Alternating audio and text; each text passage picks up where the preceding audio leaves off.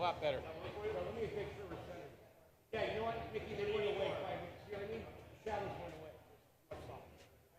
Yep. It's better for life.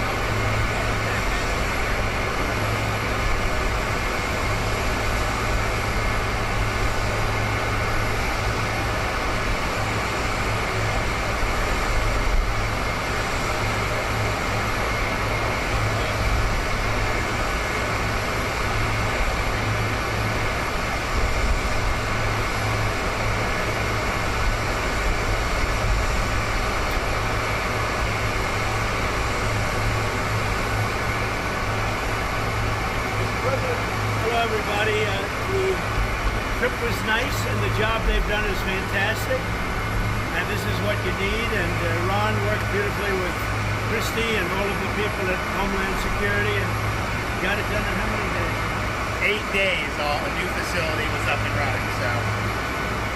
And is this the model going forward, Mr. President? It can be. I mean, you don't always have land so beautiful and so secure. We have a lot of bodyguards and a lot of cops, and in the form of alligators, you're not dependent so much. But I wouldn't want to run through the Everglades for long. We'll keep people where they're supposed to be. These are very important things. We're setting records at the board. You know, we had no people come through this. Zero, no people. But we're going to keep it that way. So Ron did great. Well, look, we thank you, Mr. President. Thanks for your leadership. The border, you did that quicker than we knew you'd do it, but you did it so quick, which is great. But Biden let in how many millions, and you got to take care of them. And so this is one example of state operating this. The feds are approving it, supporting it. We're also going to have 2,000 more at Camp Landing, which is our National Guard site. And we're the only state in the country that mandates our state and locals, law enforcement, to cooperate with ICE. It's made a huge difference. On any given day, Florida constitutes about 20% of all immigration arrests nationwide. So what I would just say is, don't let Florida be the only state. We've got very red states that should be doing this just as much as Florida's doing. That will increase their numbers. And then what happens is you'll have a lot of people that will deport on their own because they don't want to end up in an Alligator Alcatraz or some of those other places. So I think this is a model, but we need other states to step up. I was going to ask you, would this be enticing for other states to come up with their own model? They are doing it. We have Louisiana doing it. Big Alabama's doing it. We have a lot of states. They seem to be red states. There aren't too many blue states for whatever reason. But the red states, Republican-run states, are doing it. The blue states don't do very well at security and policing. What would you say? You know, I would say that exactly right. The governor here has been fantastic in forming this partnership with the Department of Homeland Security. We were looking at different contracts with different vendors and thought, why not go straight to our governors and ask them to help us solve this problem? Florida was unique in what they presented to us, and I would ask every other governor to do the exact same thing. This is unique because we can hold individuals here, they can have their hearings, get due process, and then immediately be flown back home to their home countries. And their home countries are welcoming them. They're setting up loans for houses, they've got food assistance, they're helping to facilitate welcoming them home. I just got home from Panama, Costa Rica, Guatemala, Honduras, and they're all excited about getting their individuals back home from the United States. So there's a lot of self-reporting. There is. And I was actually surprised with a lot of self-reporting. I flew over the Everglades, we did a little circle, I said, let me see, that's a big piece of land, just 25 minutes to fly it up. Is there potential for enlargement or additional facilities or anything? There may be. I mean, I think what we're doing is, because this is an important part of Florida, we're using the existing footprint of this airport. So when you guys go over there, you'll see all the beds, the medical, the galley, everything is on the concrete. We're not using any of the other stuff. Now, as you'll see, there's a lot of concrete, so there very well may be. I know Secretary Noem and her team have said as soon as the president departs, we'll be open to start receiving folks, and so we'll see what the tempo is. We do have the 2,000 in Northeast Florida that will open very soon, so it is possible to do. One of the things I think that is exciting about this is we're offering up our National Guard and other folks in Florida to be deputized to be immigration judges. We're working with the Department of Justice for the approvals. I'm sure Pam will approve. But then I'll have a National Guard judge advocate here. Someone has a notice to appear. Biden would tell them to come back in 3 years and appear. Now you'll be able to appear in like a day or two, so they're not going to be detained hopefully for all that long. We'll have people here in this facility that can make, it's a bureaucracy. The president's got to deal with the bureaucracy. Now that Supreme Court ruling was good because that's going to allow him to be able to exercise Article 2 the way founders intended, but you still have bureaucracy. So we want to cut through that so that we have an efficient operation between Florida and DHS to get the removal of these illegals done. And are you still prioritizing going after the worst of the worst, or are you now arresting anyone who is here? The worst of the worst, always first. And I think it's great government, what we've done. And nobody can ever forget that this group of people, Biden or whoever it was, Biden, whoever it was, what this group of people, a small group that circled the resolute desk, what they did to this country. Think of it, what your time, all the time you have to waste doing this. It's an unforced error. We had no problem with this. There was never anything.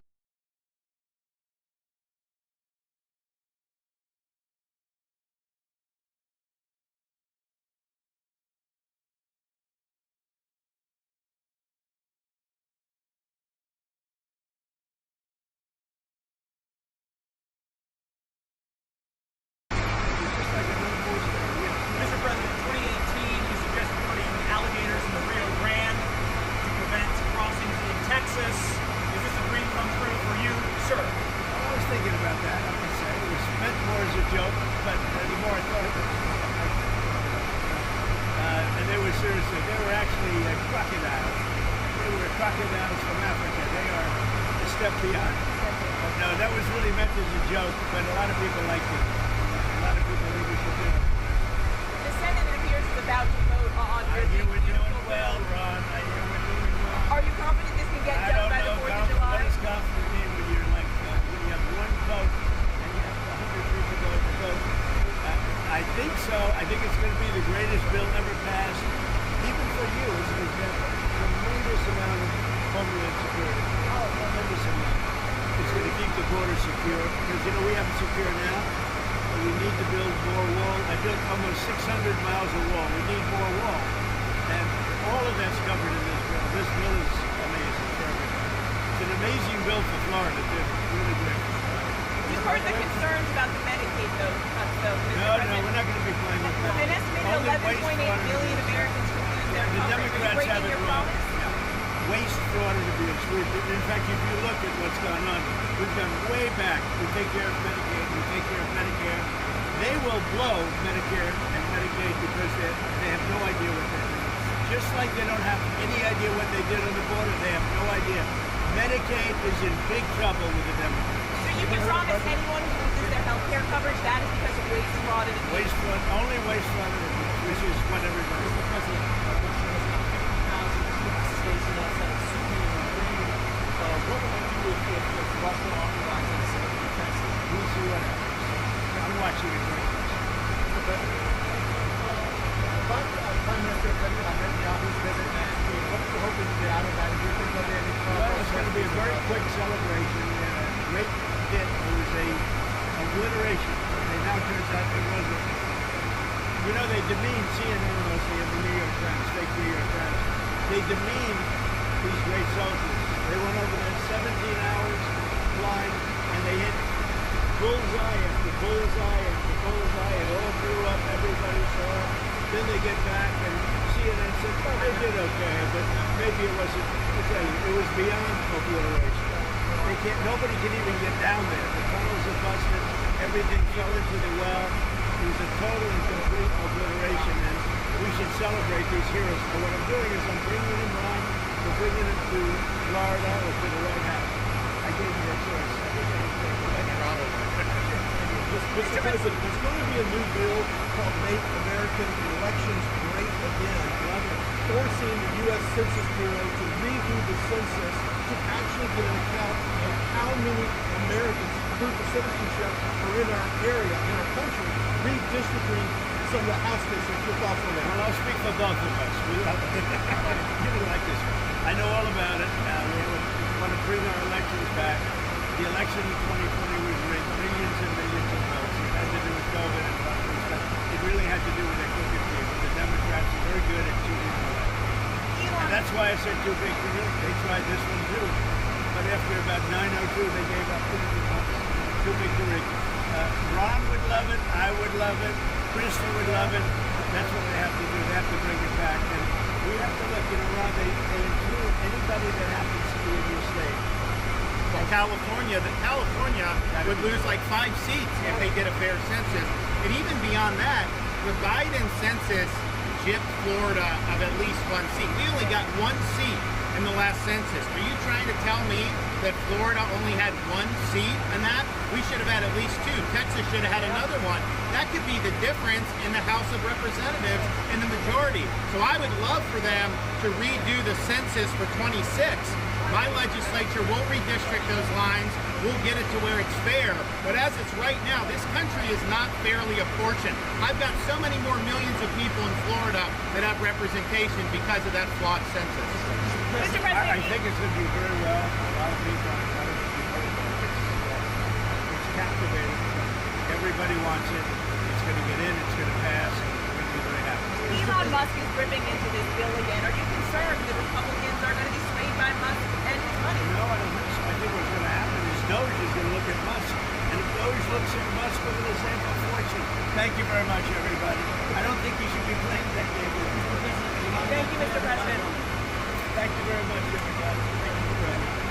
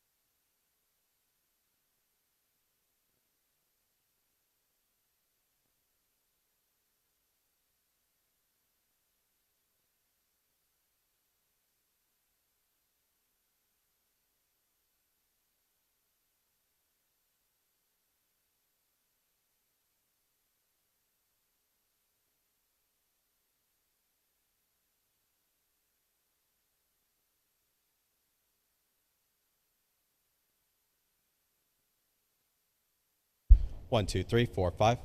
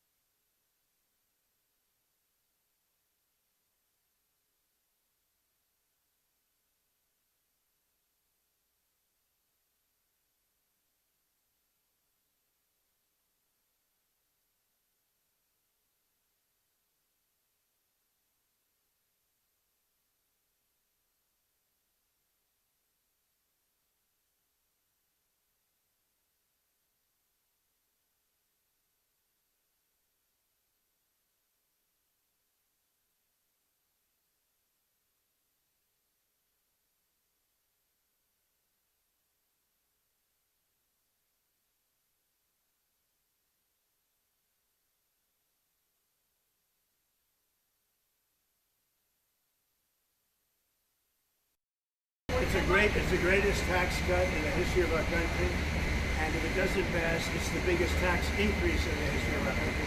That alone, 68% increase, as opposed to a massive cut. It's the biggest tax cut in the history of our country, and everybody gets it. Mr. President and Madam Secretary, CNN yesterday pushed an app that lets you track where ICE agents are. Tom Homan was saying that perhaps CNN should be prosecuted for that. What's obstruction of law enforcement? Your response? Yeah, we're working with the Department of Justice to see if we can prosecute them for that, because what they're doing is actively encouraging people to avoid law enforcement activities, operations, and we're going to actually go after them and prosecute them with a partnership of FAM if we can, because what they're doing we believe is illegal. And they may be prosecuted also for having given false reports on the attack in Iran. They'll give totally false reports. It's totally obliterated, and our people have to be celebrated, not come home and say, what do you mean we didn't hit the target? We hit the target perfect. You know, the pilots came home and they said we hit the target perfect. So they may be very well prosecuted for that. What they did there we think is totally illegal. Okay, let's go. Follow us. Good eye.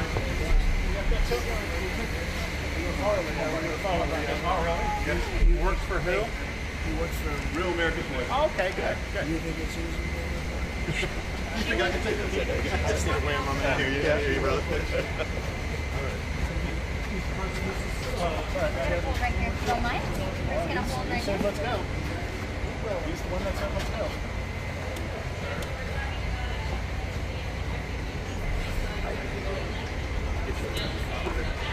Can we move it?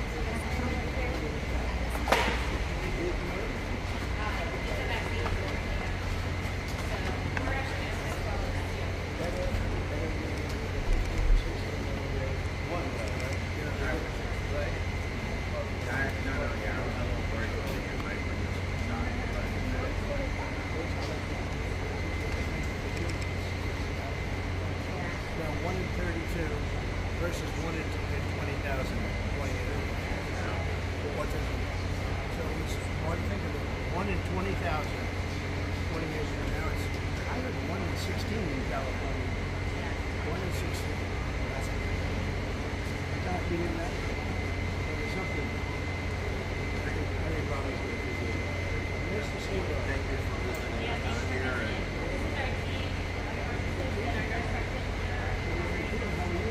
They actually did all the work. Nice to meet you. Thank you guys for doing this. You got how many days to do it? We actually This just is had day 24 9. hours. 24 hours. I was reluctant. This is like a monoclonal antibody put on steroids. Here's what we do all day long. I did work in it.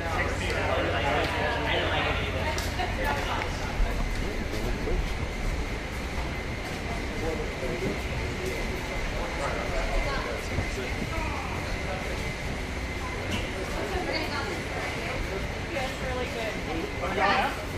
Oh, okay, we're going outside. Watch your step, please. Okay, let's try to be.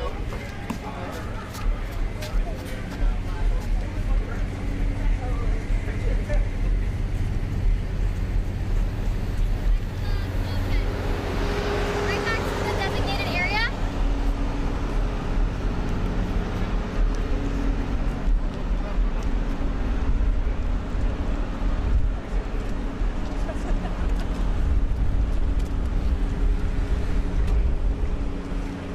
That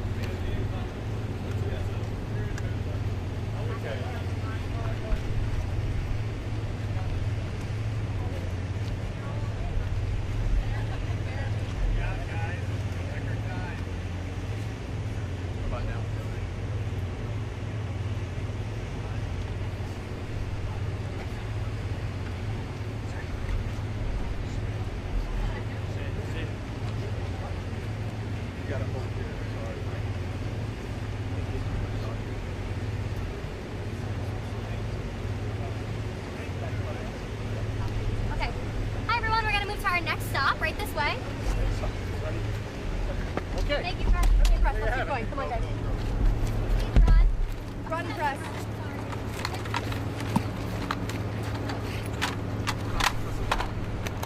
Thank you. Yep, your bag is here. Off we go. All right, we're not going to miss anything.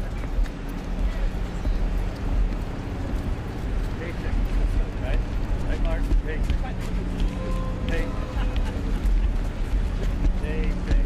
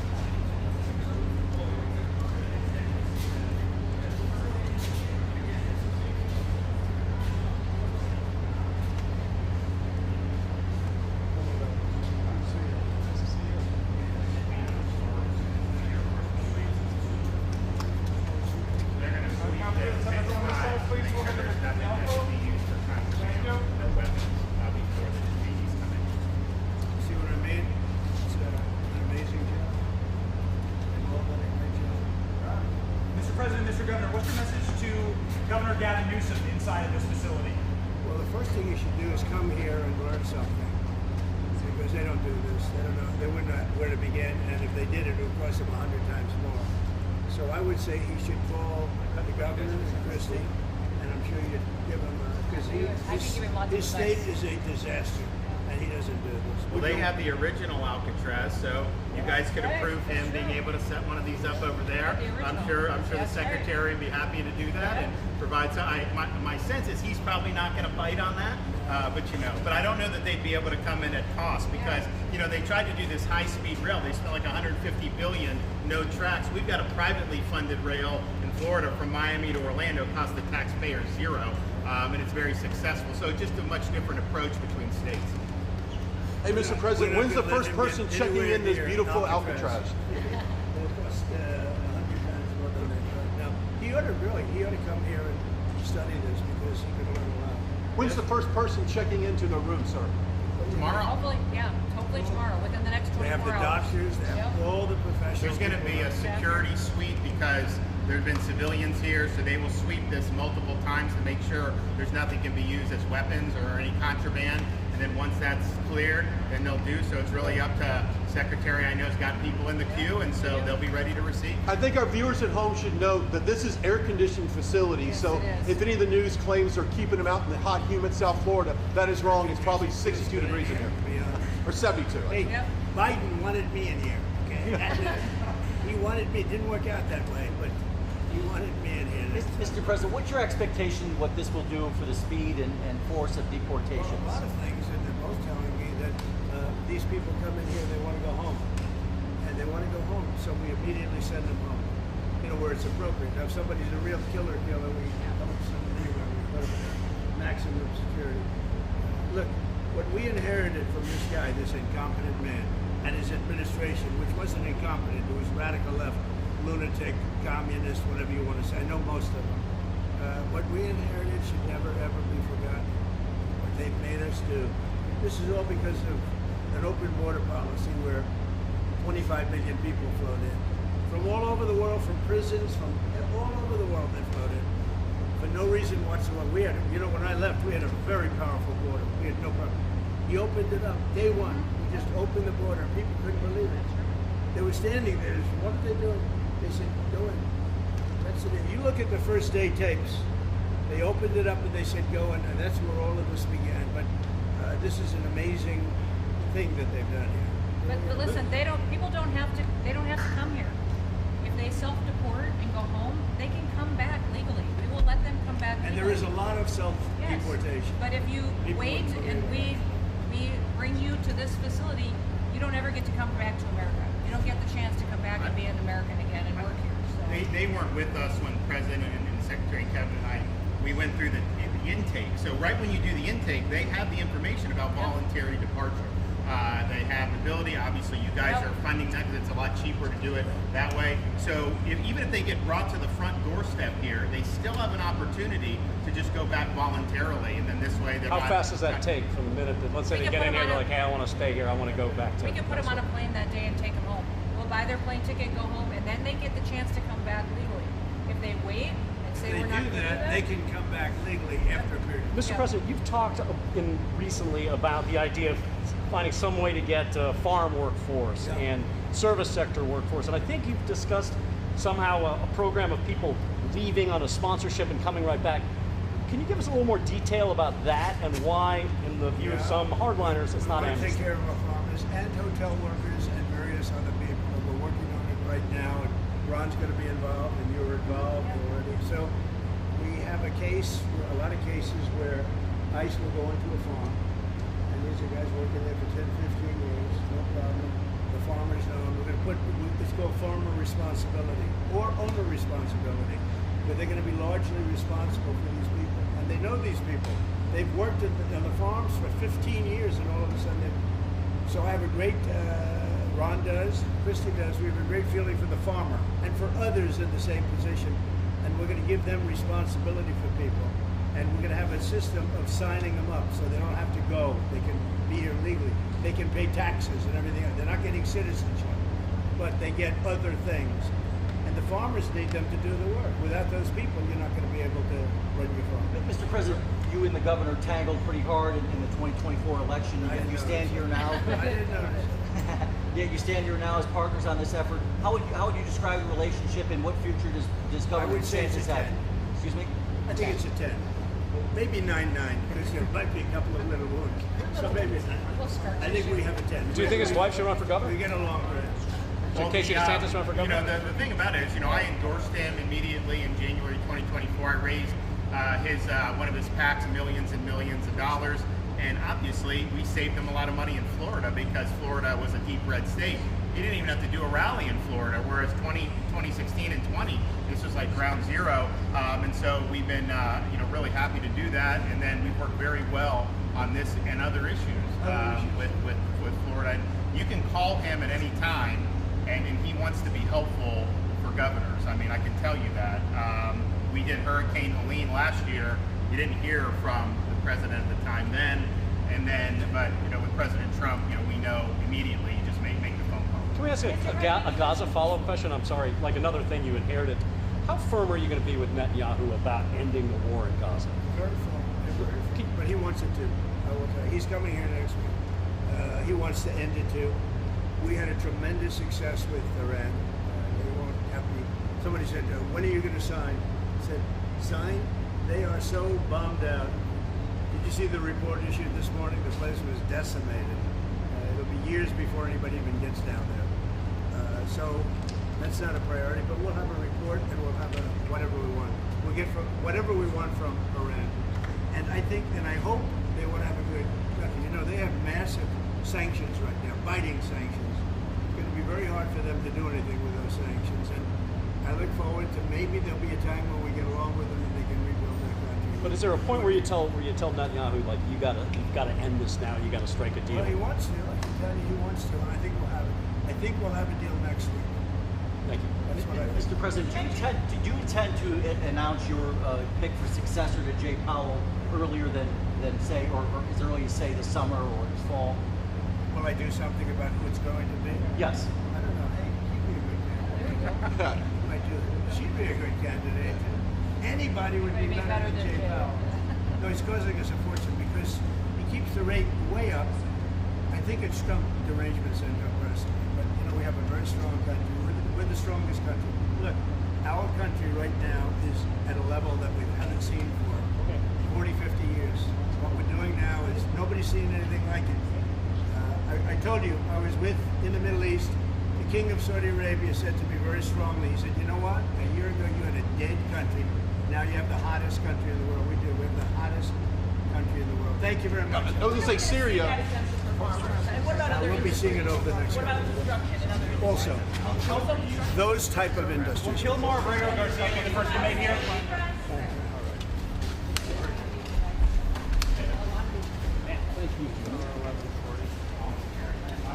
Right this way?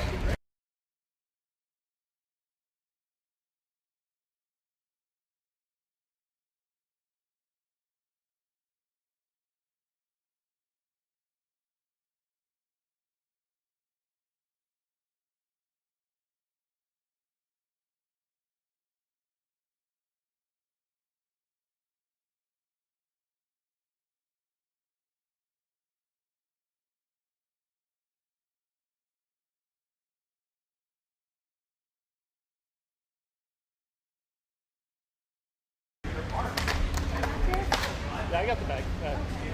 I'm moving. TV. Let's keep moving. Thank you. Guys, come on.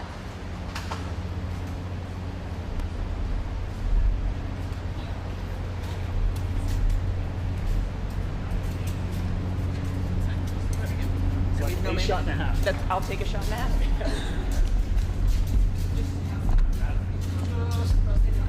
Yeah.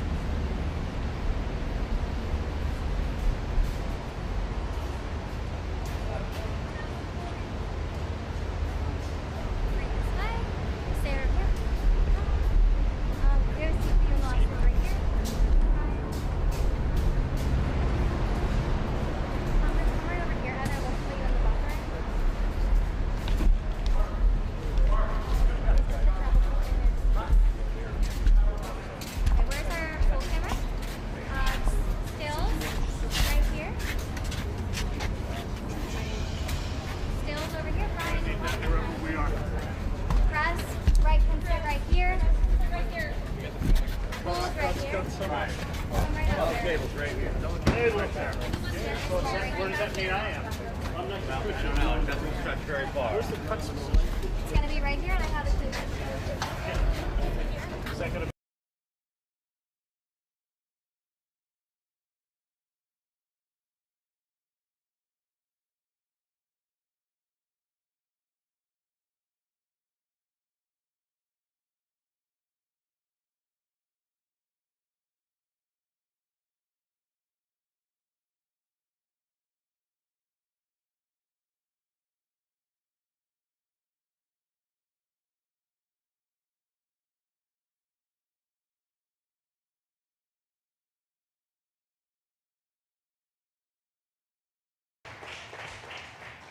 Thank you very much. They've done a fantastic job. Even the microphone works well. That's good. Wow. Well, I'd like to just thank everybody for the incredible job they've done. I love the state. As you know, Ron and I have had a really great relationship for a long time. We had a little off period for a couple of days, but it didn't last long. It didn't last long, and a lot of respect for each other. And it's a great honor to be deep in Florida, the Florida Everglades, to open America's newest migrant detention center. It's incredibly built, and you're seeing that yourself. That's why I said, let the press join us on our walk so they can see what's happening. It's known as Alligator Alcatraz, which is very appropriate because I looked outside and that's not a place I want to go hiking anytime soon. But very soon, this facility will house some of the most menacing migrants, some of the most vicious people on the planet. We're surrounded by miles of treacherous swampland, and the only way out is really deportation. And a lot of these people are self-deporting back to their country where they came from. Quite a few. We're amazed at actually the number. We took the FEMA money that Joe Biden allocated to pay for the free luxury hotel rooms, where he's paying hundreds of millions of dollars in New York City, and we used it to build this project, and Narana was just a little fraction of that money. The money they spent on that project, I happen to know the real estate developer. He's a he never really made that much, but he became very wealthy. With luxury, he didn't do well. With people that are not exactly luxury, he's made a fortune. I want to thank Florida Governor Ron DeSantis and Secretary of Homeland Security Kristi Noem, and Florida Attorney General James Uthmeier. Where is James? Where is he? You do a very good job. I hear good things. I hear good things about you from Ron too. No, you really do. He's even a good-looking guy. That guy's got a future, huh? Good job, James. I hear you did really, really fantastic. Worked hard. You're like in the construction business for a few days, right? Huh? Congratulations. For all the hard work and to make this facility possible. It's amazing. Thanks as well to Florida Agricultural Commissioner Wilton Simpson. Where is Wilton? Where are you, Will? Hi, Wilton. Been a long time. Thank you. Congressman Byron Donalds. Where's Byron? Hi, Byron. How are you? Good. Florida Speaker of the House, Daniel Perez. Daniel? Daniel, thank you, Daniel. Why, you didn't want to sit up here with us, Daniel? Executive Director of the Florida Division of Emergency Management, Kevin Guthrie. Hi, Kevin. Good job. Acting Director of ICE, Todd Lyons. Todd, great job. And Senator Joe Gruters. He is a great guy. Where is Joe? We love Joe. Thank you, Mr. President. Thank you We very love you. much. Welcome home. Thank you. Thank you, Joe. Joe is great. With the help of those incredible Border Patrol agents, we now have the lowest level of daily border crossings ever recorded. As you know, last month, the month of May, just got released 2 days ago, the number of illegal aliens into the United States was zero. Zero. Even I find that hard to believe. That somebody must have gotten in, I think. I don't know, but they say zero. And the people that count them are radical left Democrats.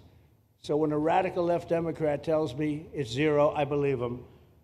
But there's still much work to do. In the 4 years before I took office, Joe Biden allowed 21 million people, that's a minimum, I think it was much higher than that, illegal aliens to invade our country.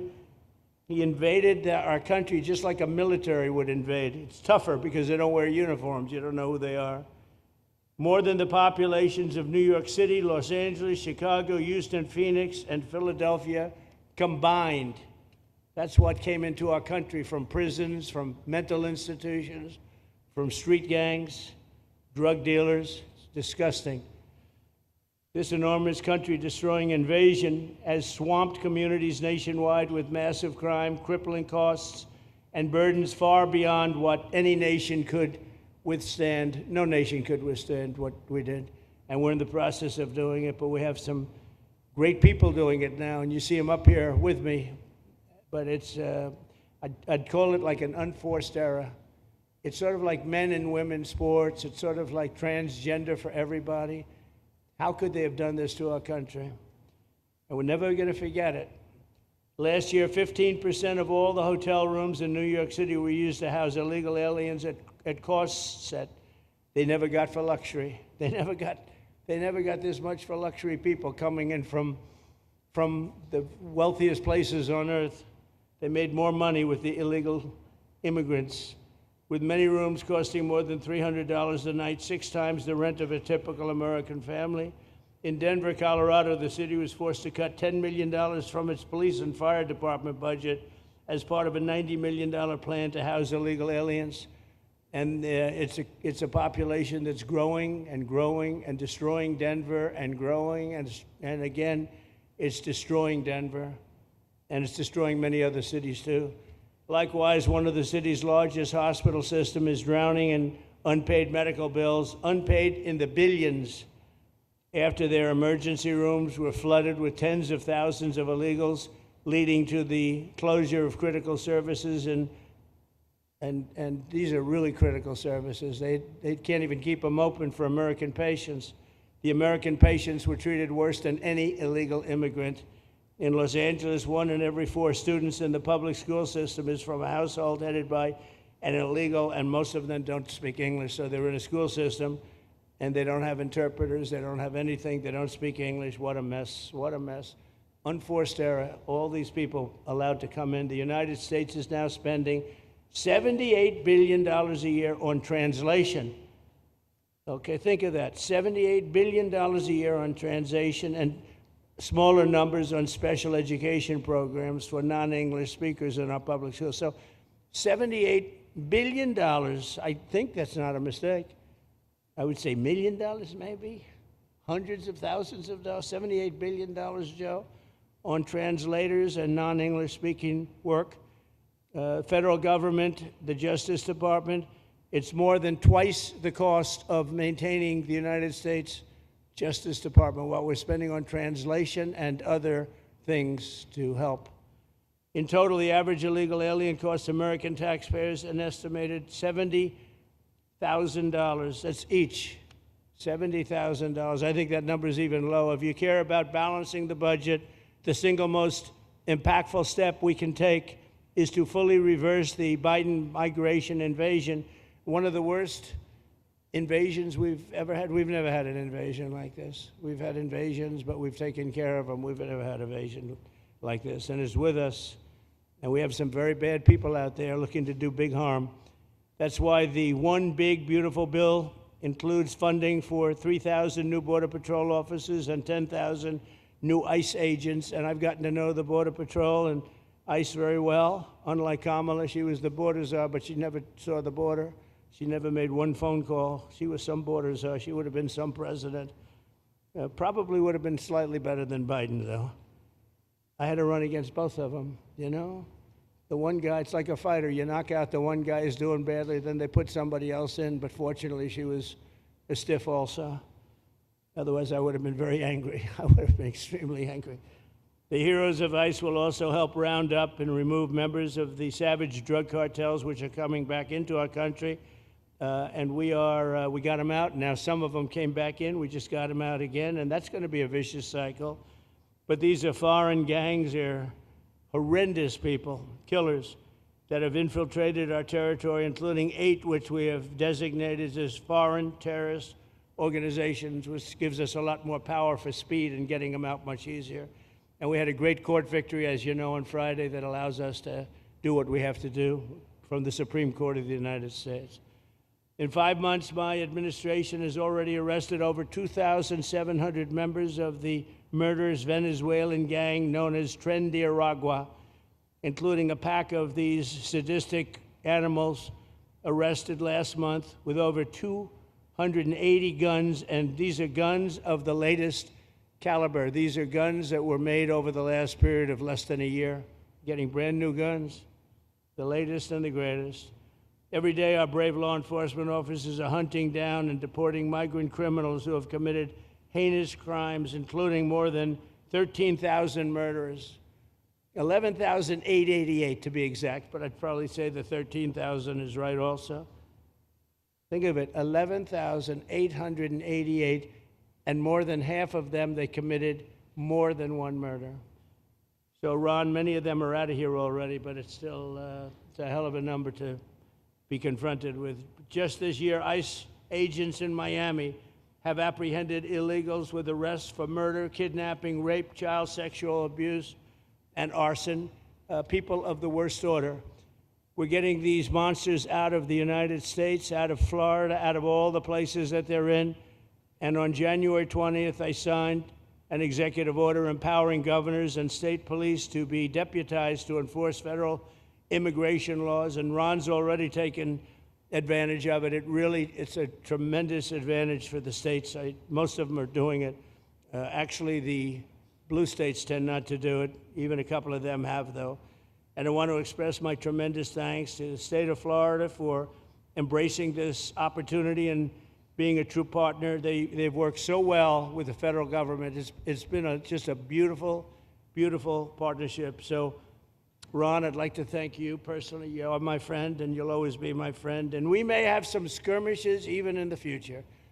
I doubt it, but I will always come back because we just we have blood that seems to match pretty well. We have a relationship that's been a very strong one for a long period of time, and I appreciate it, very much appreciate it. And also, Secretary Noem, I'd like to have you say a few words. You have been unbelievable, the job you've done. You and our favorite person, Tom Homan, have done, and your whole staff, because it's a lot of people, and Tom acknowledges it all the time. He respects you so much. He respects the staff that you both built. And you're really doing one of the great jobs. And it was great that you could work with Ron in Florida so well. Built such a great facility. So please say a few words. Thank you very much. I don't know if this will work. Well, thank you, Mr. President. First of all, I want to thank you for putting the safety and the security of the American people first, and the way that you never lose focus on making sure that America stays our priority and that the families that live here get the chance to grow up and to raise their children in communities that are safe and that give them an opportunity to pursue the American dream. This facility here is a fantastic representation of what can happen when all of government works together and when it's accountable to the taxpayers and to the citizens that live here. The President signed an executive order that allowed us to build partnerships with states and with local law enforcement officers, which is exactly how things should function in this country. More power, more authority given to people locally so that they can take control of their own destiny. And so we have already been working under the 287G program to deputize law enforcement officers, whether they be state highway patrol, local sheriff's departments in all of our states, and allow them to go out with our ICE officers, our border patrol officers, and make sure that we're getting the worst of the worst off of the streets. We also recognize that as we've been doing that and returning people back to their home countries, that we need detention facilities. We need beds to put them in place so that they can have their due process before they return home. And this facility is exactly what I want every single governor in this country to consider doing with us. What happened to start this conversation was that a young man named Jimmy Percival in my office, my general counsel, who came from Florida and used to work here, called up the Attorney General and the governor and said, hey, what do you think about partnering with us on a detention facility that we could put in place that would allow us to bring individuals there? There's an airstrip close by. You guys volunteered the assets that you have and the connections that you have and worked with Kevin extensively so that we could come here, have their due process given, and return them home to their countries. And in 8 days, this facility has been stood up. And I want everybody to recognize that detention facilities that ICE adheres to is a higher standard than is required at state levels, at local Department of Corrections facilities, sheriff's offices. This is a state-of-the-art facility, air-conditioned, isolated though for security purposes, which is very helpful. And I appreciate so many people being willing to work together to make a project like this happen. Right here on this location, we'll have about 3,000 beds. Other location will have another 2,000 beds that will allow us to bring individuals across the country that we are bringing in and incarcerating for violating our laws, and immediately get them out of the country as soon as we possibly can. It's exactly what we need to be perpetuating in other states. And what I would say is, I want all of you to notice these flyers that we've got, is that everybody who sees these flyers or anybody who sees these news clips should know you can still go home on your own. You can self-deport. If you go on the CBP Home app and go home now, you will get the chance to come back to the United States legally. You will get the chance to come back and do it the right way. If you don't, you may end up here. And you may end up here and being processed, deported out of this country, and never get the chance to come back. That is the consequences of breaking the law in the United States of America. Listen, our job is to uphold the law. This is a country of laws. We have a border now, and because we have a president that cares and recognizes that we need to be a nation of borders and a nation that upholds the law. If you break the law, there's consequences. We will deport you, and you will never get to be a United States citizen. You'll never even get to come back here and work and to pursue the American dream. But if you decide you want to go home now, go home, and we'll help facilitate it. We'll buy your plane ticket. We'll get you there. In fact, I just got back from Panama, Costa Rica, Guatemala, Honduras. Those countries are excited to get their citizens home. They're setting up programs to loan them money to buy houses when they get there, help them with food assistance, get their children educated, scholarships. They want their citizens that are living here in the United States illegally to come home and to be a part of their economy and help their countries grow. So this is a win-win for everyone, and I just want to end, Mr. President, by thanking our law enforcement officers, by thanking our ICE officers and our Border Patrol officers for what they do every day. They are out on the streets, and violence against them has increased over 500% since Trump has gone back into the White House, because he's upholding the law and because a bunch of liberals, socialists, and Marxists are out there lying about what President Trump is doing. President Trump is upholding freedom by what he is doing. The freedom to live safely in this country and to do things legally and to have justice. And because those liberals, and I'm calling out you, CNN, I'm calling you out because you lie every single day about what these operations are. We are going after murderers and rapists and traffickers and drug dealers and getting them off the streets and getting them out of this country because Joe Biden let the worst of the worst come in here. The other day I was talking to some marshals that have been partnering with ICE. They said that they had detained a cannibal and put him on a plane to take him home, and while they had him in his seat, he started to eat himself, and they had to get him off and get him medical attention. These are the kind of deranged individuals that are on our streets in America that we're trying to target and get out of our country because they are so deranged they don't belong here. And they shouldn't be walking the streets with our children, and they shouldn't be living in the communities with our families who just want to grow up, go to job, raise their children to grow up and get a job and to live the American dream. So thank you to all of our law enforcement officers, those in our military that have been helping, our National Guard. Thank you to Governor DeSantis for stepping up and being an example to other governors. I hope my phone rings off the hook from governors calling and saying, how can we do what Florida just did? How can we do exactly what they did? Because we need this big, beautiful bill.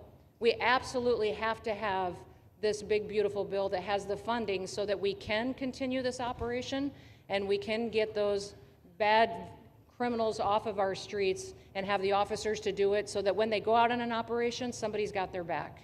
Somebody's got their back, they can do it safely, and they can go home to their families at night too. So this bill needs to pass through Congress so we have the resources at the Department of Homeland Security to make sure that our homeland truly is secure. And Mr. President, thank you for Stephen Miller.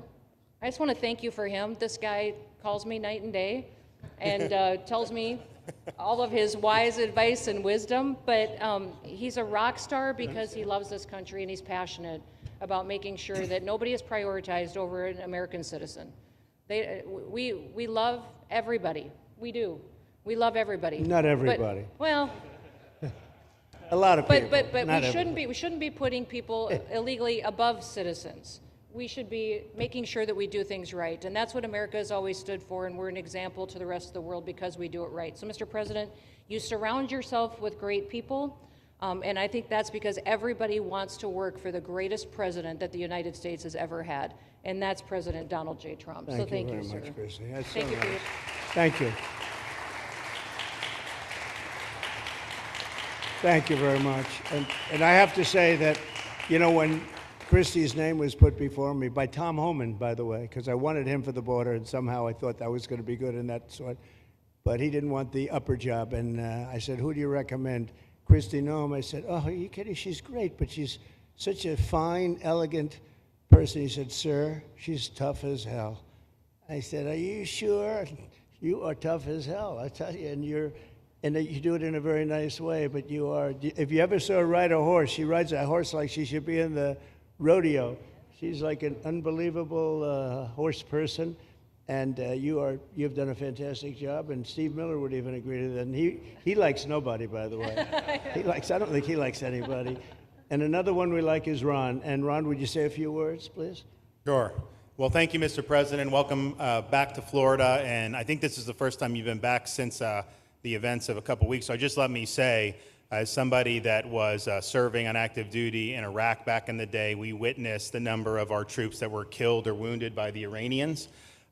We know that they're a militant Islamic regime that was hell-bent on getting nuclear weapons, and under Joe Biden, they were about to get nuclear weapons. And because of your strong actions, those dreams and those ambitions have been reduced to rubble. And I thank you. I know a lot of veterans thank you, and people in Florida really thank you for stepping up and really making a strong, tough, but strong decision. I think we're much safer as a result of that. Now, on the immigration, I think President Trump's election represented the chance for us to finally solve this illegal immigration and border problem once and for all. I knew he was going to do the border, although he did it very quickly and very thoroughly. I think that no one can say that that's been anything but a spectacular success. But then we have the issue of Biden let in how many millions of people? And you had millions that had been in over decades previous to that. You can't have a country if you don't have respect for the rule of law. You can't have a country if foreigners get to decide who comes in. No, we, the American people, make that decision, who's allowed or not allowed to come into our country. We've seen Europe be overrun by open borders, so we're not going to let that happen here. So when President got elected, I knew that the states had an important role to play in facilitating this really, really historic mission. We're the only state in America, Florida, that requires full cooperation with ICE from all state and local law enforcement entities. And what is the net result of that? We have these agreements for these 287G task force with sheriff's departments, police departments, state agencies, and it's really instrumental in rounding up a lot of really bad people who shouldn't be here. If you look at the number of those full-blown 287G agreements that have been executed around the country, the state of Florida counts for 60% of those. If you look at the number of immigration arrests of illegal aliens on any given day, the arrests happening in Florida constitute between 15 and 20%. Nationwide. So we're all in on this because we understand how important it is to our citizens. It crowds schools, it crowds medical, it crowds housing. Yes, you have illegal alien crime as well, and people want the problem solved. And the only way we're going to solve it is if states like Florida step up and help the president, help Secretary Noem get the job done. Now, this facility here was really in response to us working with DHS and ICE from the time the president got sworn in. And the number one thing they kept coming back to was, you know, Biden decimated the agency. I mean, let's just be clear. You could have illegals in Florida. Biden would just release them. Even when they had notices or they had orders to be removed, Biden wouldn't send them back. So their interior enforcement collapsed under Biden. So they're building it back up. But they're like, we need detention space in order to be able to bring about more deportations. And so what we have here can hold 3,000 now. We have 2,000 facility up at Camp Blanding that we're going to be open, which is our National Guard site. But think about what you have here. they come here, say they already or been ordered to be deported. You drive them 2,000 feet to the runway, and then they're gone. It's a one-stop shop. And this airport that's been here for a long time is the perfectly secure location. It's going to make a big difference. And let me just thank everyone who was involved. We got the call from DHS a little bit more than a week ago, and here we are 8 days later with this facility open, and as soon as Air Force One departs, it'll be swept, and it'll be open for business to be able to do. But our goal here is to process them and be able to effectuate their return to their home country. This is the opposite of what they were doing in New York by just putting them up in a hotel and then just letting them stay there indefinitely. No, we want to be able to send back. And when you walk into the processing, the President and I, Secretary Noem, Kevin Guthrie, walk through that initial intake, the first thing you see is information on how to go home on your own. Why would you want to come through Alligator Alcatraz if you can just go home on your own? I think a lot of people are going to make that decision. So you're going to have a lot of deportations that are going to be done by the administration, but I think you're going to have a lot of voluntary as well. So this is a force multiplier for the President's efforts. I would just say and echo what Secretary Noem says. There is no reason why other states can't be doing it. And I know Louisiana, Texas, a couple of them, but we've got if only the red states did this, they would be able to expand their capacity by tens of thousands, maybe 50, 100,000 on a given day. That's how you really start to make a difference. And so we're proud to be able to partner with the Trump administration on that. Mr. President, thanks for coming down. I think you highlighting this is going to move the needle in a big way throughout the country, and I think it's going to help all of us achieve the really big results that I think our voters want to see. Thank you, Ron. Great job. Thanks, Ron. Thank you, Mr. President, for the opportunity. My name is Kevin Guthrie. I'm the Executive Director of the Florida Division of Emergency Management. And I'd also like to thank President Trump and the Department of Homeland Security Secretary Noem for joining us here today and for their continued support. I want to thank first by thanking the man to my right, and that's Governor Ron DeSantis, whose bold leadership and swift action made this project possible. Make no mistake, this facility would not be standing here without the President, the Secretary, and the Governor's vision and determination to uphold the rule of law. Florida is and will always be a law and order state. Even before the President took office, the Governor made it clear that illegal immigration would not be tolerated in the state of Florida. When the President and the Secretary asked Florida to help, the Governor empowered our state and private partners to work collaboratively and deliver real results on a rapid timeline. The Florida Division of Emergency Management is best known for leading the nation in hurricane response and other natural disasters. We understand how to act fast without bureaucracy in the face of any emergency. Our teams built roads in 8 hours, bridges in 3 days, base camps in 72 hours, and full causeways in 2 weeks. Getting things done quickly, efficiently, and correctly is at the core of our mission. We simply just want to be the best at what we do in the nation. When the Governor called me, and we answered, and we were proud to bring our logistical expertise to the table. We know how to set up base camps for guardsmen, first responders, linemen, volunteers, and other aid sources, and distribute that in a matter of days before a storm. We're able to translate this knowledge to what we did here at Alligator Alcatraz. Florida has put the best teams together who check their individual logos and egos at the door to get this done. Not just for you, Governor, but Mr. President, for you as well. There are over 13 different vendors that came together to get this solved in 8 days. Truly a whole of private sector partnership to get that done.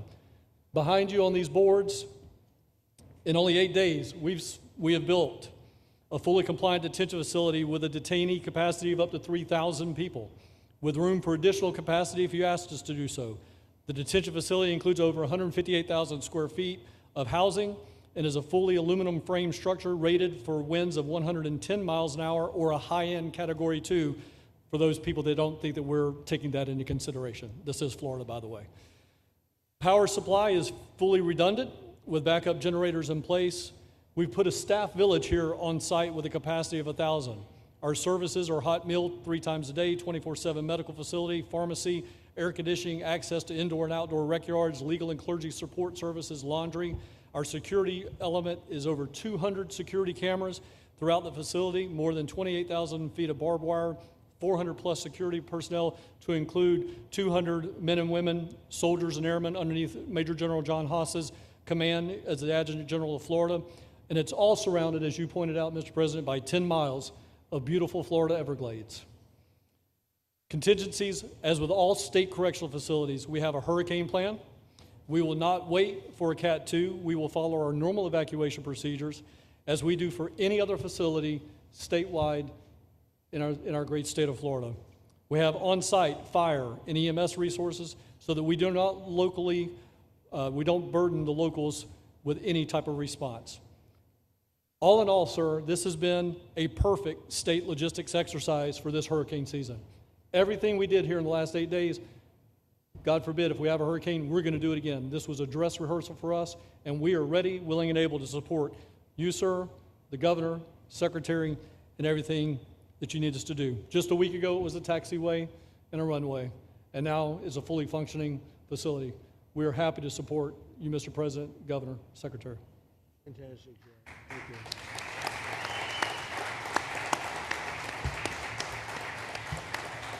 Byron, please.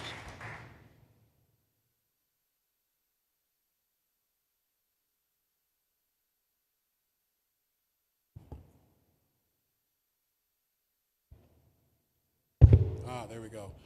First of all, Mr. President, we all have to thank you for your leadership and for the mandate that the American people gave you to finally secure our borders and to deport criminal illegal aliens and longstanding illegal aliens out of the United States.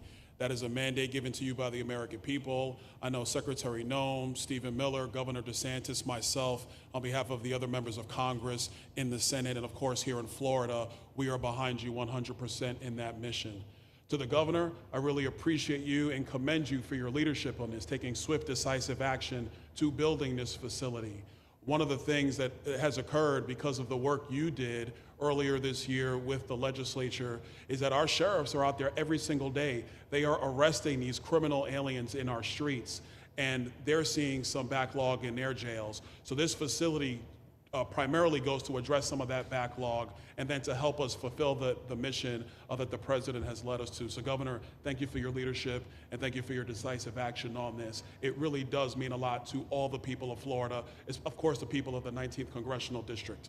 Secretary Noem, I mean, what can I say? The president's right, you're double tough. So we appreciate all your leadership. You and Tom Homan have been doing a great job. And I'm actually going back to DC after this because we have to vote on one big, beautiful bill in the House. We have to get that to the president's desk so we can get you the resources that you need to fulfill the mission that the American people have asked us to do. I totally agree with what Mr. Guthrie has said. This is a logistical marvel when something like this occurs. We've seen Florida Department of Emergency Management answer the bell time and time again. The governor has said we need to accomplish this, and DEM gets that job done. And we had a side conversation about, I know there were some concerns. People were like, well, what happens if a hurricane comes? What happens if this happens? And I looked at Kevin Guthrie and I said, you already have a plan, don't you? And he goes, of course we have a plan. You know that we do. This is what Florida does, Mr. President. And so I want to commend you for your leadership and your vision on this. Governor, thank you for all that you've done with your vision and determination. Secretary Noem, we're going to get the bill done so you get the resources you need. See you, sir. Thank you very much. Oh, thank you. Wow. Thank you. You know, I'm waiting, listening to these wonderful words, and they are music to my ears, but I was also wondering how we're doing, because I know this is prime time. It shows that I care about you, because I'm here, and I probably should be there, but we do care. Thank you very much. James, please. We're all happy now, James. Yeah. Well, I can speak on behalf of all of our sheriffs, state law enforcement, our police chiefs. We are going to continue to make arrests, our pedals to the metal, as many as we can. We want to fill this place up. The governor and Kevin have shown they can build bridges in 3 days, so why not some detention facilities? Hopefully there's more to come. And you really kind of were the inspiration for this. We like the idea of reopening the original Alcatraz. I don't know if that can happen or not, but we thought, hey, we've got our own natural Alcatraz in the middle of the Everglades. Great runway, great perimeter, so let's make it happen. In Florida, we walk the walk, and we will deliver for all of you. Thank you. Well, I heard you were responsible for the locational pick, and you cannot have picked a better location. I said, whoever the hell made this choice, I know you take it a little heat from some environmental groups, but I take it all the time, and that's an honor. But I heard you were very responsible for that choice, and that was a big choice. Thank you very much. Great job, James. Thank you. Do you want to finish over here, and then we'll go over here, and we'll go back and celebrate the big, beautiful bill that you just got passed. You sure that's right, Brian? Yeah, all right. Wow, good. He's doing a good job. Right. Wow. Mr. President, first of all, I just want to say how grateful we are that you're back here in your home state of Florida. You've been doing an amazing job, not only at our border, but around the world, keeping this country safe and Americans. We are grateful for your leadership. God had a plan for us, and it was Donald Trump. So thank you for that. As a member of the Immigration Board and as the Commissioner of Agriculture of this state, I've been happy to help lead with the governor and the rest of the cabinet on this issue. We're very proud, Secretary Noem's here today and others, to represent not only the United States in our efforts to make this commitment to keep our citizens safe, but we're going to continue in Florida to remove the barriers to have your vision come true of a safe United States. We're going to get these illegal criminals out of this state, and we really appreciate you and your leadership in this effort. So thank you for being here. Thank you very much. You're doing a great job, too. Thank you. Thank you, Mr. President. Joe Gruters, State Senator. I'm a member of your Homeland Security Advisory Council, your Vice Chairman. Thank you for that appointment. And thank you for coming back to Florida and everything that you do. Every single day you are delivering on the promises that you promised to us at all of the events you've done throughout the years, but specifically this last campaign. You deserve all the credit for everything, and you are surrounding yourself with incredible people like Secretary Noem, Stephen Miller, and just like your big, beautiful bill here in Florida, there was a lot of commotion about our immigration bill. And we had 3 B's in that: beds, badges, and bad guys. And this goes right along with our beds and the resources. And I give the governor, Ron DeSantis, a lot of credit for stepping up and making sure that we all work together, because at the end of the day, even if sometimes there are skirmishes, as a result of the back and forth, we ended up with a better bill, and we all win. And what we're doing here in Florida hopefully will happen all across the country. Your leadership is amazing. Keep up the great work, and just know that Florida loves President Donald J. Trump. Thank you very much, Joe. Appreciate it for a long time. Appreciate it. By the way, Okeechobee is something that we did together also, and that was a lot of money spent. I hope it was well spent. I know we did a Rolls-Royce job, but it's a lot of money that we spent out there together. And how is it going? You can delegate that to us, because we move faster than the Army Corps. Good. So we will finish that reservoir. Good. If you delegate it to us, I'll get it done and much quicker. Oh, I would do that. Yeah. I'll tell you. Let me ask myself permission. Permission granted. Go ahead, get the thing, get it complete. You want to do that? All right, we're gonna go talk to the Army Corps then after this. Good. You can move faster, actually. Please. Sir, just first on behalf of the men and women of ICE, we just want to thank you for allowing us to do our job again. You know, your vision and under Secretary Noem's leadership, this is what the American people want. And I hope that you see great results of what we're doing out there every day of getting the worst of the worst out of our communities. Because of you and Secretary Noem, I have the privilege to lead one of the most premier and the finest law enforcement agencies that we do have in the United States. And the men and women of HSI and ERO Miami do incredible work like you highlighted. And with the governor in the state of Florida, the partnership in Florida has been amazing. The 287G program is only going to help us to identify all those known gotaways and get the worst of the worst out of the neighborhoods. And through our Homeland Security Task Force, we are going to make America safe again. So thank you very much to both you and the Secretary. Thank you, Todd. Great job. Really great job you're doing. Thank you. Please. Good morning, Mr. President. Thank you so much for coming. Again, as Garrett Ripp, I'm the Field Office Director for ICRO here for the Miami Field Office. Incredible collaborative work we've been doing together, working with the state, working with our local partners.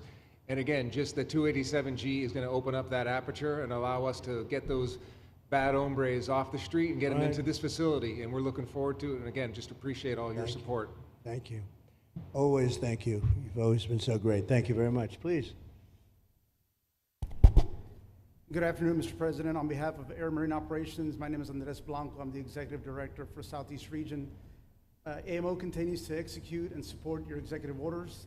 Air Marine Operations brings a unique capability both in the air and the maritime domains.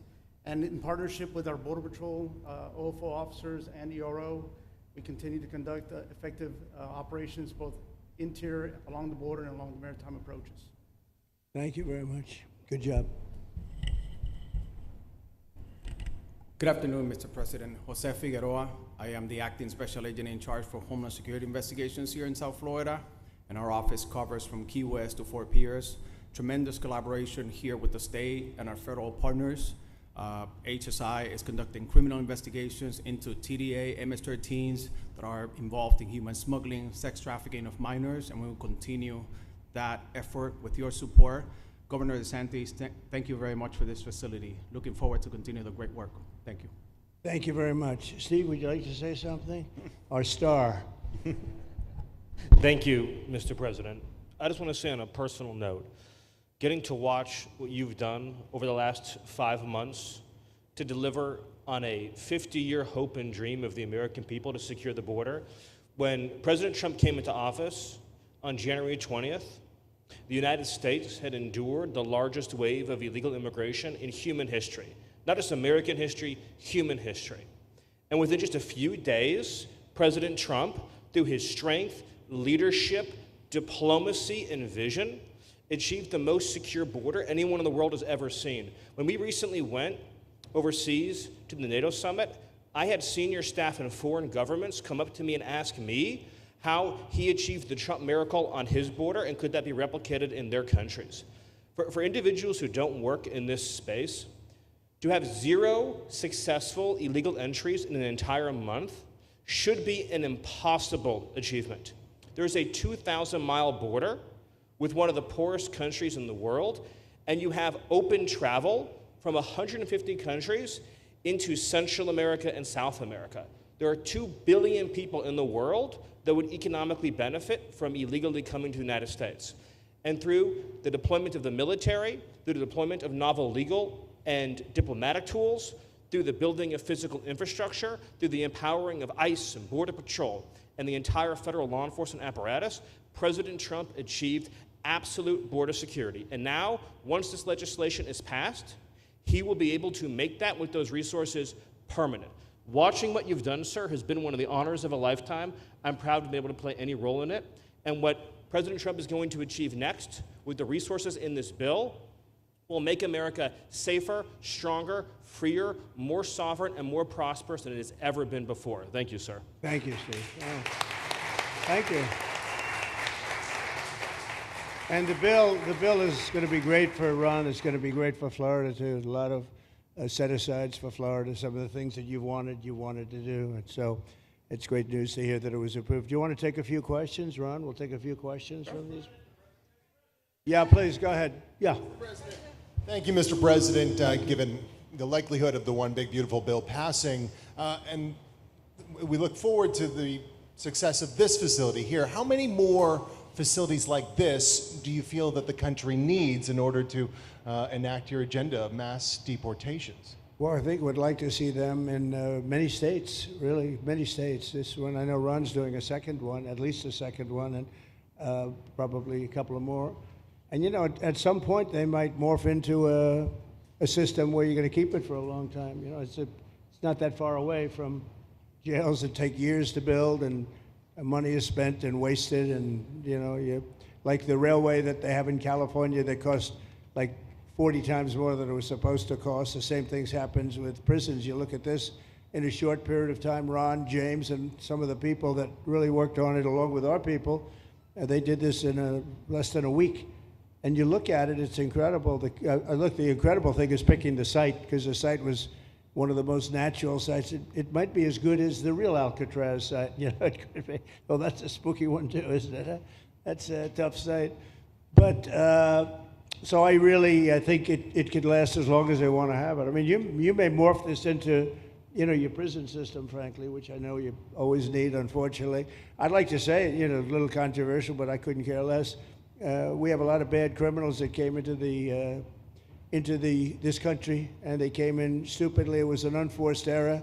It was an incompetent president that allowed it to happen. It was an auto pen maybe that allowed it to happen, and it did happen. But we also have a lot of bad people that have been here for a long time, people that whack people over the head with a baseball bat from behind when they're not looking and kill them, people that knife you when you're walking down the street. They're not new to our country. They're old to our country. Many of them were born in our country.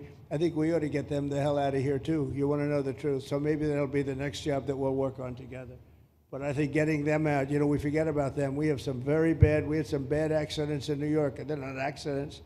They were done very much in purpose. People being pushed into a subway just before it arrives, going 40 miles an hour, and they're 10 feet away from where the thing is, to get pushed right into the face of the subway train, get whacked and killed. And these are sick people. I'd like to get them out of here, too.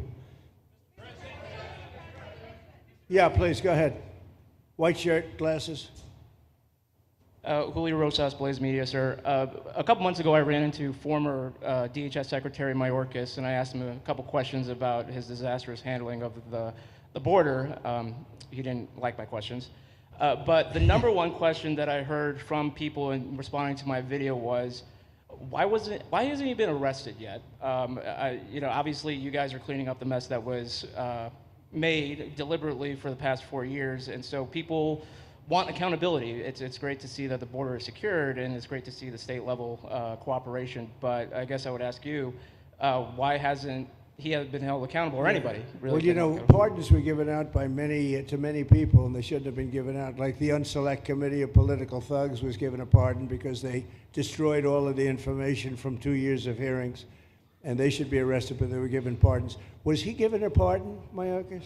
Was he not? I don't believe so. Well, sir. I take a look at that one because what he did is it's beyond incompetence. Something had to be done. Now, with that being said, he took orders from other people, and he was really doing the orders. And you could say he was very loyal to them because it must have been very hard for him to stand up and sit up and, you know, talk about what he allowed to happen to this country and be serious about it. So he was given orders. If he wasn't given a pardon, I could see looking at that. In fact, why don't you take a look at it, Kristen? He was impeached, but yeah, it was just a fake impeachment. It was a fake impeachment. Why don't you take a look at it? I think he was so bad.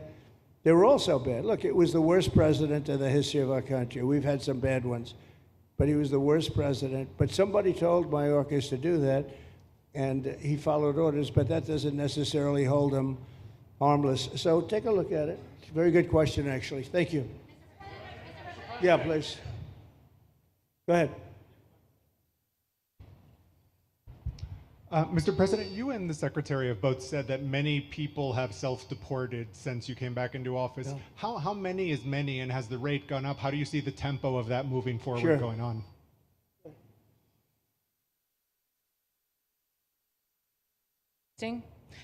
We have had several 100,000, but also we have many that have self-deported not even using the CBP Home app. When I have gone to these other countries to negotiate security agreements and information sharing on criminals, who's coming and going into their countries, they report that hundreds of thousands have come home that weren't on our radar, that they are coming home on their own and self-deporting because they want the chance to be able to go back to America someday. So we believe it's over 1 million, possibly more than that. I'm asking all of those countries for their information on what they have of individuals that may have returned home, that they have taking advantage of their programs to help them become a part of their civilization again too. So we know it's over 1 million, but we have to, I'm getting more information and that number will grow. If they don't leave, they never get the chance to come back. If we have to take them out, and we will, they'll go out, but they never get a chance to come back. The other way, we actually make it a little bit easier for them to come back. Okay, thank you, good question. Thank you.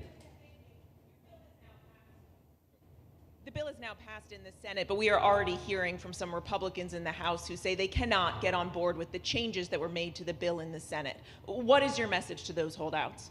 Well, I just heard that about the Senate, and the bill just passed, and it tells you there's something for everyone. I mean, it's a great bill. There is something for everyone. and I think it's going to go very nicely in the House. Actually, I think it will be easier in the House than it was in the Senate.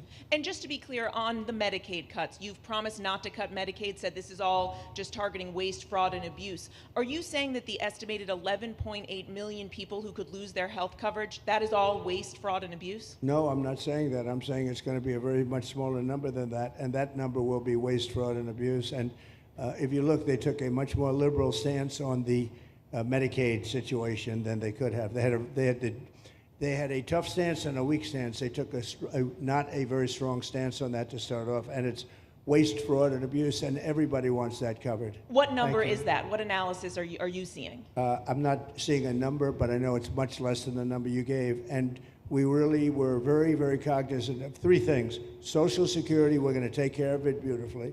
Medicare and Medicaid, and we are going to save it, whereas the Democrats are going to, you won't have it.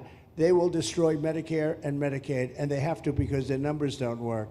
So it's not going to happen. They're the ones that have destroyed Medicare. They have made it so bad already, they're going to make it a lot worse. But now we'll be in charge, so we're going to have no problem with Medicaid or Medicare or Social Security. Thank you. Yeah. Claire Gall with Wink News in Fort Myers. What is your direction to ICE when it comes to arresting farm workers here illegally, other workers in industries that are pretty critical to Florida's economy? Yeah.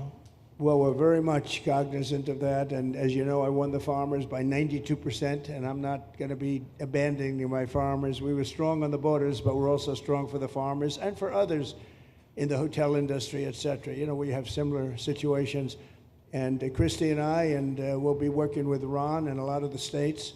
We're going to work something where the farmers can be responsible for some of the people they have people run for 10, 15 years that they know very well.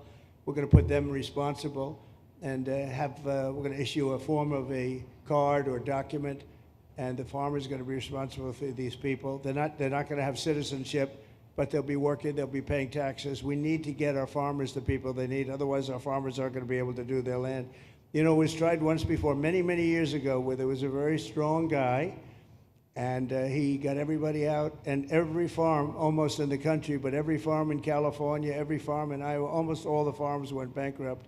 They had nobody to work, and we don't want to have that situation. So we're going to work it. We're going to put our farmers and others in charge of the people that they have under them. They know the people, and I think it's going to work out really well. We're going to take care of our farmer, but we're going to get the criminals out, okay? Yeah, go ahead, please. Thank you. Mr. President, how do you respond to critics who fear that a 3,000-bed detention center and the waste that could produce will pollute the surrounding federal protected land, including land that both administrations have invested billions of dollars in restoring? Well, I was one of those that invested billions of dollars and hundreds of millions of dollars right here in the Meadowlands, but in the Everglades, and the Meadowlands too in New York. If you look at what we did up there, speaking of the Meadowlands, a lot of places like this, but this is a very unique one. One thing I'll say about this land, we'll be gone 1,000,000 years and this land is still going to be here. It's not going to be much different. You'll have the water moccasins, you'll have the alligators. You may not have people, but you're going to have all those animals. They're going to be around, and you got plenty of them out here. I think it was a brilliant choice, and I think almost anybody in his or her right mind would say this was a brilliant choice. I give the governor a lot of credit for using this piece of land. And in addition to that, it's on top of something that was already developed. It's an airport. You know, you have the runways, you have so it's already been developed. So it's not like you're dropping dirt right into the thing. There was zero movement of that. That was done many years ago because the airport's very old, but it was an abandoned railroad, an abandoned airport. And frankly, it's like perfect. And you can do expansion on this site substantially without doing anything. So the people, I heard them complaining about the Everglades. There's no, I don't think you've done anything to the Everglades. I think you're just enhancing it. This was already here. How long has the airport been here? Decades. Many decades, yeah. And they have, Kevin, all these guys, you know, have a waste plan, like the wastewater gets trucked out, potable water gets, literally, they have, even our DOT has put things up in case there's any seepage, which we don't. So you are literally doing this on concrete that's already here. So I don't think those are valid and even good faith criticisms, because it's not going to impact the Everglades at all. President's been a champion, we've been a champion, really changed the game in Florida on it. I think it's just people don't want to see illegal immigrants deported, and that's their ideology, and they have a right to that. But illegal immigration's unpopular, so they know that they're going to have less effect trying to do it. So they're going to try, oh, well, no, it's just about the Everglades. But really, I think a lot of those people, they just don't want to see illegals deported. Because if you actually hear, everyone's here, you obviously know there's zero land that's being disturbed.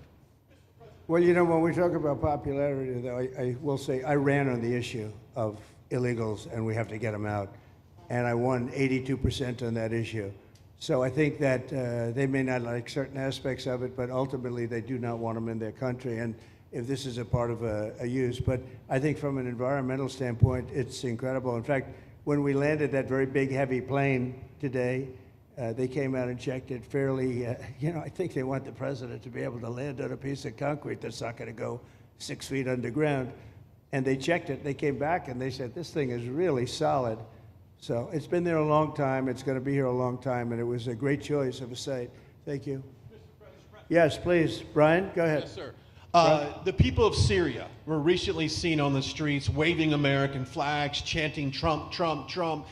They're so appreciative of the economic sanctions that was lifted on that country, giving them a little bit of hope for prosperity. You want to comment on that?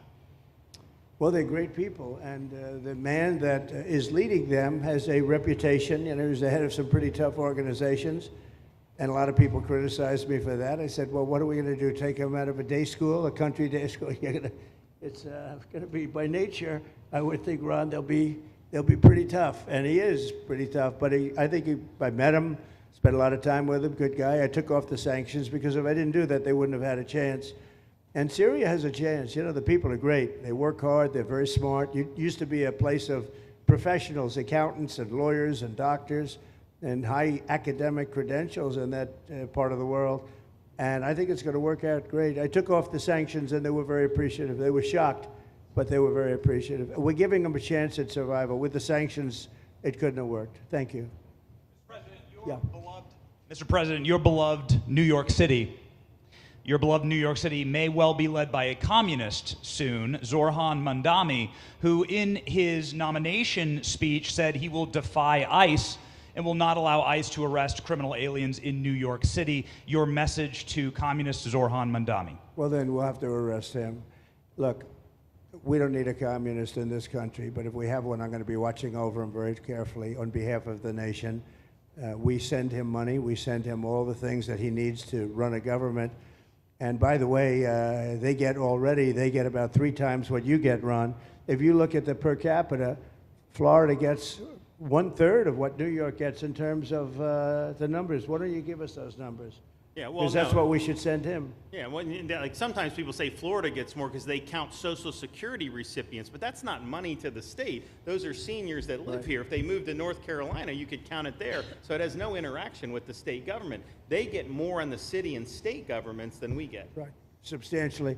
We're going to be watching that very carefully, and a lot of people are saying he's here illegally. You know, we're going to look at everything, and ideally. He's going to turn out to be much less than a communist. But right now, he's a communist. That's not a socialist. You know, I've always said, we will not have socialism in this country. In the speeches, I said, well, what? They skipped socialism. And you got a lot of them like that. And you see AOC, she's out there with her, you know, bad IQ. She's out there ranting and raving about how wonderful he is. And look, so far he's winning. He still has a race to win, but so far he's winning, and he has an advantage as a Democrat in New York City. I was there a long time ago, and it was a long time since a Republican won the city, but you would think that a Republican would be able to win. Or you have a good independent running, Mayor Adams, who's a very good person. I helped him out a little bit. He had a problem, and he was unfairly hurt over this question. He made a statement to the effect that this is terrible. New York City can't have all these immigrants come in, and like he was indicted the following day. And I said, that was a phony indictment, and it was a phony indictment. That was a Biden indictment. I said, don't feel bad. I got indicted 5 times every time you opened your mouth. That was a bad group. That was a very dangerous group, I will tell you. These were not nice people. That was the only thing they could do. They had no policy. They had no skill. They had no anything. But they were very good at that. They were vicious, vicious, horrible people. Thank you very much. Yeah, please go ahead. Anna Giratelli with Washington Examiner. Governor DeSantis has proposed using National Guard, deputizing them as immigration judges to get through this massive backlog of people in the immigration court. Would you be open to that? Yes, he has my approval. Okay. That wasn't too hard to get, was it? He didn't even have to ask me, James. You didn't even need James to ask me. He has my approval, okay? Good. I also like what he's doing in Okeechobee. He has my approval for that, too. I don't know how we work that out, but we'll work it out. We'll follow up. Go ahead. Please. President Trump, Jake Stofan with Action News Jax from up in Jacksonville. There's some talk about a facility similar to this up in Camp Blanding. Has that been approved by DHS? If not, what's the timeline? When could we see ground break on that? Well, I'll ask Ron or James to talk about it. Do you want to mention it, James? The overarching plan, I think the secretary has said she supports the whole plan, so you guys are going to keep going. Yeah. So, Mr. President, just specifically, the response for proposals is out for that today. It closes, I can't even remember what day of the week it is, but it closes on Wednesday at 5 o'clock. Then we will do notice to proceed. So I would say right after our wonderful Independence Day, we will be starting construction there at that facility. You're going to have another big runway there, too. That's great. Wow. Well, I love these runways. It's very convenient, I must say. Having a runway is a nice thing. Today, you don't get runways approved. I will tell you, it's tough to get a runway. Although in the age of Trump, you get them approved fast. You know, we're approving massive electrical bins, what they call them bins, but big electrical facilities for all of the factories and the AI that's coming in. They're going to build their own electric. They're going to be really. They're going to be made into electrical providers. They're going to have a lot left over. They'll put it into the grid. I think, well, they're going to end up doing so much. They'll put it into the grid. Won't even cost anything from their standpoint. But so we have a lot of that happening. We get approvals fast. So, but I was just saying, runways are hard to get, but we'll get them now. But in the past, I would say over the past 30, 40 years, when you can get a runway, that was considered gold. Okay, please, go ahead. Go ahead. Sure.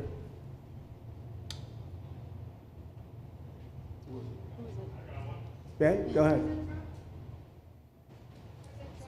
Yes.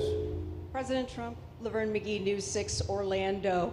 You have fulfilled several campaign promises along with the help of Governor Ron DeSantis. What is the next campaign promise that you plan to fulfill to the American people? So we have turned this country around in less than 6 months. And when I was away, and I was telling Ron, I was telling some others, I've said it a little publicly, I guess, but I met a lot of very important people. The King of Saudi Arabia, I was there 2 weeks ago, and Qatar, the leader of Qatar, who's great, and the leader of UAE, who's great. These are very substantial people, very smart people, and good people. And all three of them said essentially the same thing, along with many other people, because I just left NATO. NATO's we took it up to 5%. Nobody can believe that one run. That would be hard, but nobody believes that. What happened in NATO, over $1 trillion a year from like nothing. It was an honor. But every leader said that a year ago, this country was dead. They had no confidence in the United. They really felt it was a dead country, and it was some bad things were going to happen. But they used the term, it was a dead country, and now they said you have the hottest country anywhere in the world. We're the hottest country in the world right now. And we turned it around fast. I thought it would take longer than this. We turned it around fast. Some of it was psychology, and we had to know how good we were. But others was getting rid of rules, regulations, and all of the things that I got rid of already. I signed more executive orders than anybody in history, times like 3 or 4. And I got rid of just one. I got rid of the other night. You buy a house, they have a faucet in the house, Joe, and the faucet, the water doesn't come out. They have a restrictor. You can't, in areas where you have so much water, they don't know what to do with it. You have a shower head, the shower doesn't, you think it's not working. It is working. The water's dripping out. And that's no good for me. I like this hair nice and, I like that hair nice and wet. Takes you have to stand in the shower for 20 minutes before you get the soap out of your hair. And I put a thing in, and it sounds funny, but it's really not. It's horrible. And when you wash your hands, you turn on the faucet, no water comes out. You're washing, the water barely comes out. So this was done by crazy people. And I wrote it all off and got it approved in Congress so that they can't just change it, because I did it in my first term. Everyone was so happy. And then one of the first things that Biden did when he came back is he put the restriction on showers, toilets, and sinks. Put this restriction, and washing machines. Washing machine, they give you like a quarter of this bottle to do your clothing. And people needed 10 of these bottles. And the people came to me from Whirlpool, and they said, we can't make a machine that's competitive. We can't make a machine anymore. It doesn't work. Why? They don't let us use water. Do you have any problems with water? No, we have so much we don't know what to do with it. You know, it comes down from heaven, right? And I approved all of that, the washing machines, the whole thing. The dishwashers, that was the other one. They give you like this much water right up to there to do your dishes. So people, you know what they do? They keep pressing the button. So they end up doing the dishes 10 times. They end up using more water than you would have used if you did it right in the first place. So all of that stuff has been written off. It sounds crazy. It's little things. The straw. I let you go back to a plastic straw. I was tired of having straws melt in my mouth, you know? It wasn't working. The paper wasn't working too well. So these are little things that I did. Then we have the big things. We have the biggest things, and that has to do with some of the subjects we're talking now. I think the things we're talking about now are the biggest, because if you don't have borders in this country, borders and good elections, and we're working on that next. There's some bills coming in that's going to make sure that you're a citizen, that people aren't counted in the voting when, you know, they were here and they're here as illegals and they're criminals in many cases, and they give them a count, and you end up with extra congressmen. We're going to work on that. We're going to straighten that out next. That's going to be easy compared to what we were doing. But we did the big things too. But little things like that, a straw, little things like a washing machine with no water. People go out, they spend all their money on a washing machine. The damn thing doesn't work. You can't use the water. Then you go to your sink and that doesn't work either. You're stuck. You know what you do? You have dirty plates the next day. That's it. And we solved so many common sense problems. And they weren't easy. You know, there are people that really believe in this stuff. But, you know, most states have so much water they don't know what to do with it. And look at North Carolina. I mean, they had a lot of water, and they have to get restrictors on their, you know, on their kitchen faucets. So we're very proud of the things we did, and we're going to do a lot more of them. Yeah, please, go ahead. You guys in good shape. Hey, it's Eric Bowling. How you doing, sir? Something we've talked about for, I'd say, the better part of 20 years. I think it's something near and dear to your heart, energy, our energy security. Yeah. Under Joe Biden, average price of oil for the 4 years was about $79 a barrel. He drained the SPR halfway down, promised to replenish it, never did. That's right. Under you, first term, $53 average price for 4 years. Biden was $78 for 8 years. It was never refilled. The question is now it's $64 or so. Yeah. What coming down rapidly. Coming down, and what a great opportunity to fix another one of Joe Biden's problems, one of the things he broke in America, giving us the energy security of an emergency SPR, Sure. Fill it to, maybe even go beyond and fill it to 1 billion barrels this time at a much cheaper price. Thoughts on the energy sector? So it holds 77 million barrels, and we had it up to the top, if you remember. And I was proud of that, and I made a deal to buy it at the lowest price of oil. It was a good deal, good instinct. And we filled it up, and when he came in, he started using it to keep oil prices down because he blew our energy policy out. Energy and his bad spending is what caused inflation. So now we have no inflation. Gasoline just hit $1.99 today in 5 states. $1.99, isn't that a nice sound? It was up to $4, and going up to $5, $6, and $7. In California, it was $7.70. But we just hit in five states, $1.99, $1.98. And it's coming down to that level, so that'll be a big thing. And one of the reasons the prices and costs are going down when you go to the supermarket, because I said I was going to get costs down. We're getting the costs down. Food is coming down. When I came out, my first week, if you remember, I had a lunatic reporter screaming at me saying, eggs are going through the roof. What are you going to do about eggs? I said, I just got here. I didn't know anything about eggs. I had to call you.